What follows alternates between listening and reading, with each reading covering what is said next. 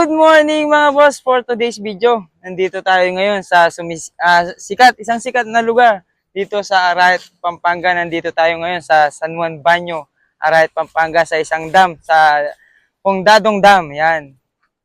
Ayan, makikita nyo.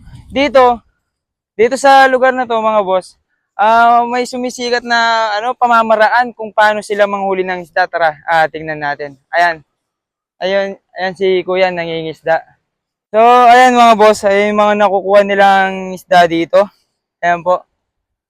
Ito yung pamamaraan nila, oh. Lambat siya eh. Tapos tumatalon yung mga isda sa lambat. Ayan, oh. Tapos ito yung mga nakukuha nila, mga boss.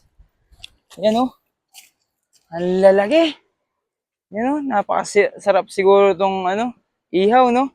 Lagyan mo ng